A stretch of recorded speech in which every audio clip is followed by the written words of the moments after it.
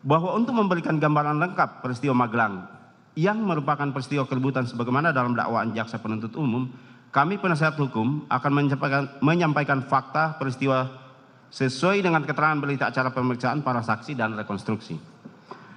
Pada tanggal 7 Juli 2022 di rumah Magelang sekira sore hari menjelang maghrib, saat terdakwa berada di teras rumah, terdakwa melihat dari kamar pintu saksi Putri Chandrawati, korban Nofriansah Joshua Huta Barat diduga setelah melakukan perbuatan kekerasan seksual kepada saksi Putri Chandrawati mengendap-endap menurunin tangga, menengok kanan kiri seolah-olah mencari apakah ada orang di lantai bawah. Terdakwa yang kebetulan berada di teras depan jendela kaca melihat korban Nofriansah Joshua Huta Barat tersebut dan meneriaki, "Woi!"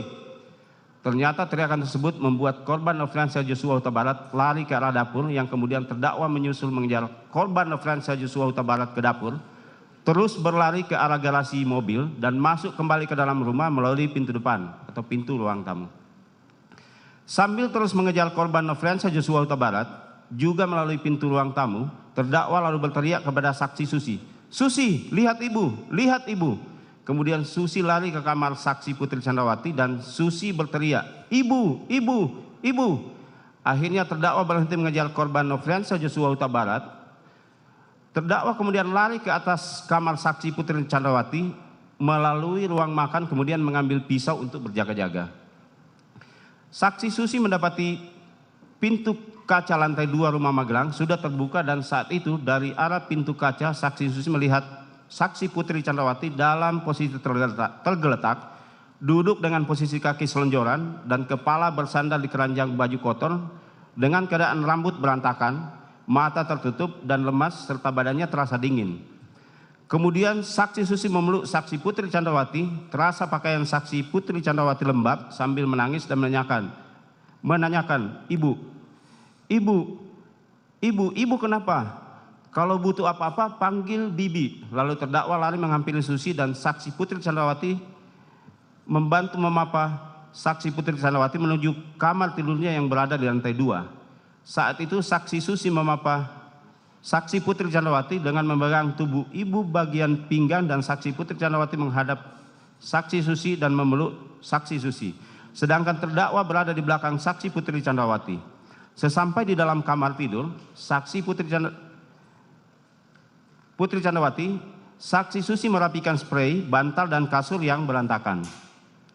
Setelah saksi Susi merapikan kasur, saksi Susi dan terdakwa langsung membantu merebahkan tubuh saksi Putri Chandrawati di atas kasur kamar tidurnya. Saksi Susi membalurkan minyak kayu putih ke kaki saksi Putri Chandrawati. Kemudian saksi Putri Chandrawati menanyakan HP miliknya dan meminta tolong terdakwa untuk menghubungi via telepon saksi Richard Eliezer Pudihang Lumiu. Kemudian saksi Riki Rizal Wibowo setelah tiba dari SMA Taruna Nusantara langsung naik ke kamar saksi Putri Chandrawati di lantai 2. Setelah saksi Riki Rizal Wibowo ada di dalam kamar saksi Putri Chandrawati, saksi Putri Chandrawati minta tolong kepada saksi Riki Rizal Wibowo untuk memanggil terdakwa.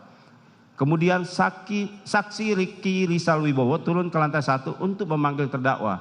Lalu terdakwa Kuat Ma'ruf dan saksi Riki Rizal Wibowo naik ke kamar saksi Putri Chandrawati di lantai 2. Saat itu, saksi Putri Chandrawati menenangkan terdakwa agar tidak terjadi keributan antara terdakwa dan korban Nofriansah Joshua Huta Barat. Lalu terdakwa menyampaikan kepada saksi Putri Chandrawati, "Ibu harus lapor bapak supaya tidak jadi duri dalam rumah tangga ibu." Lalu saksi Putri Chandrawati menyuruh terdakwa turun dan meminta saksi Riki Rizal Wibowo untuk memanggil korban Nofriansah Joshua Huta Barat. Kemudian saksi Riki Rizal Wibowo dan korban Nofriansah Joshua Huta Barat naik ke kamar saksi Putri Chandrawati lantai 2. Saat itu saksi Putri Chandrawati meminta korban Nofriansah Joshua Huta Barat agar tidak terjadi keributan, dan saksi Putri Chandrawati saat itu mengatakan, "Saya mengampuni perbuatanmu yang keji terhadap saya, tapi saya minta kamu untuk resign."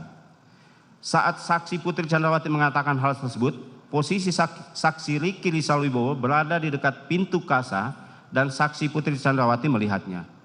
Lalu korban Nofriansah Joshua Huta Barat menangis, meminta maaf, meminta ampun, dan selanjutnya terdakwa meminta saksi Riki Rizal Wibowo dan korban Nofriansah Joshua Huta Barat untuk turun. Lalu pada tanggal 8 Juli 2022 sekira dini hari, saksi Putri Chandrawati menelpon saksi Ferdi Sambo sambil menangis dan ketakutan. Saksi Putri Chandrawati menyampaikan bahwa korban Nofriansah Joshua Huta Barat melakukan hal kurang ajar, yaitu masuk paksa ke dalam kamar saksi Putri Chandrawati.